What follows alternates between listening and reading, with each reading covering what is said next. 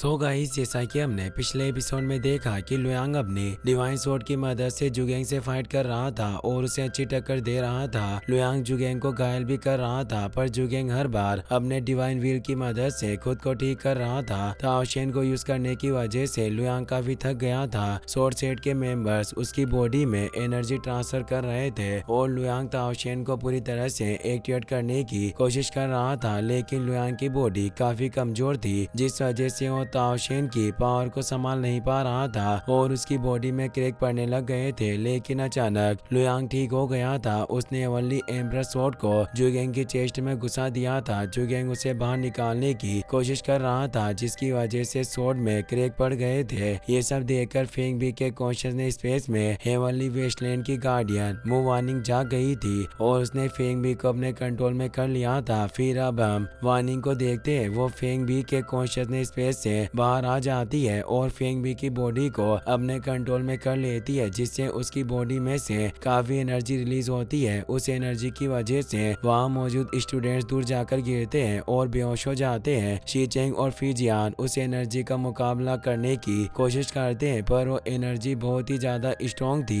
जिसकी वजह से वो दोनों भी दूर जाकर गिरते हैं और बेहोश हो जाते हैं। वार्निंग की नजर लुयांग और जुगेंग पर पड़ती है। वो एक दूसरे से फाइट कर रहे थे। जुगेंग बहुत मुश्किल से हेवनली एम्ब्रस स्वॉर्ड को अपनी बॉडी से निकाल लेता है और लुयांग पर अपने मैजिकल पाम से अटैक करता है, जिसकी वजह से लुयांग बहुत दूर एक माउंटेन से जाकर टकराता है, जिससे उसे काफी चोट लगती है और उसकी हालत खराब हो जाती है। पर फिर भी वो हार नहीं मानता और फाइट करने की कोशिश करता है। यह देखकर जुगेंग को बहुत ही ज्यादा गुस्सा आता है। वो लुयांग से कहता है कि तुमने मेरे डिवाइन व्हील को डैमेज कर दिया है, इसके लिए मैं तुम्हें माफ नहीं कर सकता। पहले मैं तुम्हारे ऊपर इतना ध्यान नहीं दे रहा था, लेकिन अब जब तुमने मेरे डिवाइन व्हील को डैमेज कर दिया है तो तुम मरने के लिए तैयार हो जाओ। आज तुम्हारी जिंदगी का आखिरी दिन होगा। यह कहकर अपने मैजिकल पाम से लुयांग पर अटैक करता है, लेकिन तभी वार्निंग लुयांग के सामने आ जाती है और आसानी से जुगेंग का अटैक फेल कर देती है। वार्निंग को देखकर लुयांग चौंक जाता है और उसे फेंग भी समझ रहा था। वो उसे पूछता है कि आखिरकार तुम्हें क्या हो गया है। वार्निंग कहती है कि तुम्हारी दोस्त पहले ही मर चुकी है और आज से मैं मू वार्निंग हूँ। ये बात सुनकर मास्टर जिंगमू घबरा जाते हैं। वो लुयांग को वार्निंग के बारे में बताने लगते हैं, लेकिन तभी वार्निंग एक फॉर्मेशन की मदद से लुयांग को माउंटेन में फंसा देती है, जिसकी वजह से लुयांग और मास्टर जिंगमू का कनेक्शन टूट जाता है। वार्निंग टेलीपोर्ट होकर जुगेंग के सामने जाती है। वार्निंग को देखकर जुगेंग डर जाता है। वो कहता है कि हमारे बीच में कोई दुश्मनी नहीं है, तो मैं तुमसे रिक्वेस्ट करता हूँ कि तुम मुझे जिंदा छोड़ दो। मैं तुम्हारे रास्ते में कभी भी नहीं आऊंगा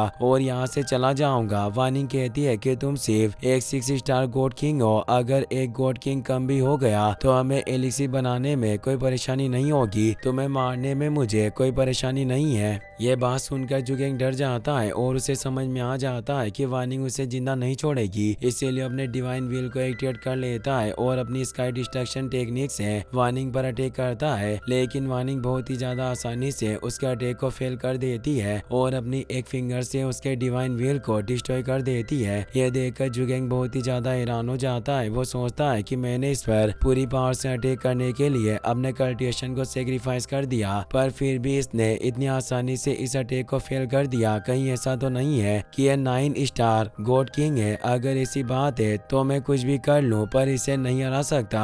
तो बेहतर होगा कि मैं यहाँ से भाग जाऊं। ये सोचकर जुगेंग अपनी जान बचाने के लिए वहाँ से भागने की कोशिश करता है, पर वार्निंग अपनी पावर से उसे पकड़ लेती है। जुगेंग वार्निंग से अपनी जान की भीख मांगता है, पर वार्निंग उसकी एक भी बात नहीं सुनती और उसे मार देती है। यह देखकर लुयांग चौंक जाता है, क्योंकि वार्निंग ने बहुत ही आसानी से 6 स्टार गॉड किंग को मार दिया था। इससे लुयांग समझ जाता है कि वार्निंग एक गार्डियन है। वार्निंग लुयांग के पास आती है और उसे कहती है कि अब मरने की बारी तुम्हारी है। लुयांग कहता है कि तुम एक गार्डियन हो, जिस वजह से तुमने इतनी आसानी से 6 स्टार गॉड किंग को मार दिया। वार्निंग कहती है कि तुम गार्डियंस के बारे में जानते हो, इसका मतलब उन 10 स्वॉर्ड मास्टर्स ने तुम्हें हमारे बारे में बहुत कुछ बता दिया है। अगर अब तुम्हें मेरे बारे में पता चल गया और तुमने मेरी पावर भी देख ली है, तो बेहतर होगा कि तुम शांति से और डिवाइन स्वॉर्ड मुझे दे दो और मेरे साथ आ जाओ। अगर तुम ऐसा नहीं करते हो तो बहुत बुरी मौत मारे जाओगे। लुयांग कहता है कि 1000 साल बाद ग्रेट डिस्ट्रक्शन शुरू हो जाएगा और उसे रोकने के लिए मेरे पास ज्यादा वक्त नहीं है, इसीलिए कुछ भी हो जाए पर मैं तुम्हें डिवाइन स्वॉर्ड्स नहीं दूंगा। जाऊंगा। वानिंग पूछती है क्या आखिरकार तुम इतनी मेहनत किसके लिए कर रहे हो? इस दुनिया ने तुम्हें क्या दिया है जिसके लिए तुम ये सब कर रहे हो? और ये सब करने का मतलब ही क्या है? इस दुनिया को बचाने के बदले में तुम्हें कुछ नहीं मिलेगा, सिर्फ तुम्हारे स्टेचू बन जाएंगे और बुक्स में तुम्हारे बारे में टेक्स्ट होंगे, मगर कुछ वक्त बाद सब लोग तुम्हें भूल जाएंगे और तुम्हारी उस मेहनत को भी भूल जाएंगे जो तुम अभी कर रहे हो। इसीलिए सब बेवकूफी मत करो और मेरी बात मान लो। लेकिन लुयांग फिर भी उसे डिवाइन सोर्स देने से मना कर देता है। तो वानिंग लुयांग की एनर्जी को एब्जॉर्ब करने लगती है, जिसकी वजह से लुयांग को चक्कर आने लगते हैं। वो कहता है कि आखिरकार मेरे साथ ये क्या हो रहा है, क्या मैं मर रहा हूँ? ये कहते हुए लुयांग बेहोश हो जाता है। वानिंग लुयांग के पीछे एक पोर्टल ओपन कर देती है और उसे उसके अंदर भेजकर पोर्टल बंद कर देती है। वानिंग 10 लेजेंडरी स्वॉर्ड्स को ले लेती है और एक पोर्टल की मदद से वो भी वहाँ से चली जाती है। लुयांग उसी एशियन केव में आ जाता है जहाँ 10 स्वॉर्ड मास्टर को कैद किया हुआ था। लुयांग बेहोश पड़ा हुआ था। कुछ वक्त बाद उसे होश आता है। मास्टर ज्वेली उसे कहते हैं कि हमें 10 डिवाइन सोर्स का यूज नहीं करना चाहिए था। डिवाइन सोर्स की पावर की वजह से वानिंग जाग गई है और उसे हमारे बारे में पता चल गया।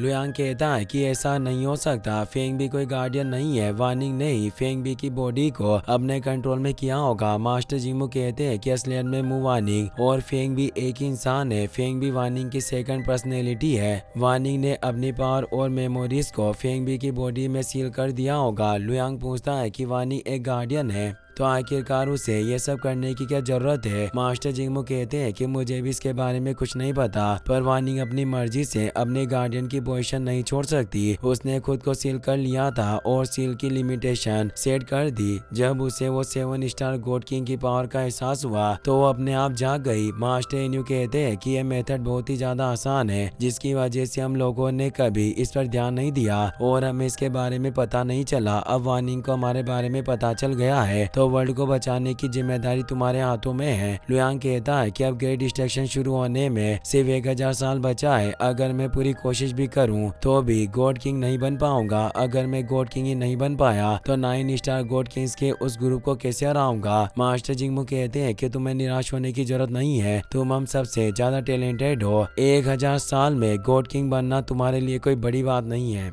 मास्टर जिंगमू कहते हैं कि जब तुमने जेन्युइन स्वॉर्ड सेट के साथ 10 डायरेक्शंस इन्फिनिटी स्वॉर्ड फॉर्मेशन का यूज किया था तो तुम 10,000 स्वॉर्ड्स की पावर को कंबाइन करने में कामयाब हो गए। ये ऐसी चीज है जो हम 10 मास्टर भी नहीं कर सकते। लुयांग कहता है कि आप कैसी बात कर रहे हैं? मुझे तो लग रहा था कि आप लोगों ने डिवाइन स्वॉर्ड्स की पावर को कंबाइन करने में मदद की है। अगर आपने मेरी मदद नहीं की है तो किसने की है? मास्टर जिंगमू कहते हैं कि मैं तुम्हें एक सच बताना चाहता हूँ, भले हम 10 डिवाइन स्वॉर्ड्स के ओनर है पर हमने खुद उन स्वॉर्ड्स को नहीं बनाया था, जिस वजह से अभी भी डिवाइन स्वॉर्ड्स के अंदर कई सारे सीक्रेट हैं जिन्हें हम नहीं जानते। तभी वानी एक पोर्टल की मदद से वहाँ जाती है। वो पूछती है कि क्या तुम सब मरने के लिए तैयार हो? मास्टर जिनोंग हंसने लगते हैं। वो वानिंग से कहते हैं कि अगर तुमने हमें मार दिया तो एलिक्सिर बनाने के लिए मटेरियल्स कम पड़ जाएंगे, उस वक्त तुम अपने मास्टर को क्या जवाब दोगी? वानिंग कहती है कि मैं बहुत मिलियन सालों से यहाँ रह रही हूँ और अब मुझे यहाँ रहने की आदत हो गई है। अगर मटेरियल्स कम भी पड़ गए तो मैं अगले डिस्ट्रक्शन का वेट करूंगी। मास्टर जिंगमू कहते हैं कि मैं समझ गया हूँ कि तुमने अपने आप को सील क्यों किया था, क्योंकि तुम्हारे सीनियर ने तुम्हें इस जगह पर रुकने के लिए कहा और एक जगह पर रहकर तुम परेशान हो गई थी, इसीलिए तुमने अपने आप को सील कर दिया।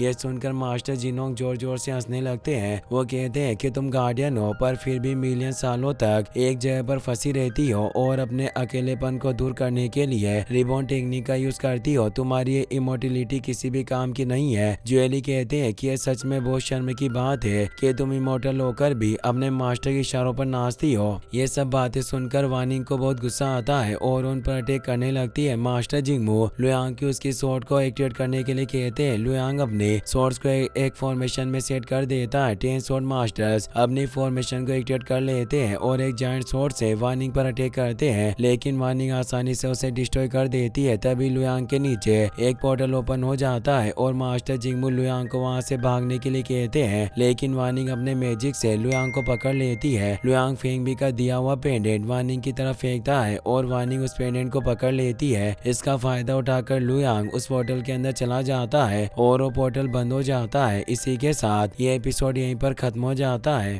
गाइस, अगर आपको वीडियो पसंद आया हो तो इस वीडियो को लाइक करने के साथ साथ चैनल को सब्सक्राइब जरूर कर लेना। मिलते हैं नेक्स्ट वीडियो में।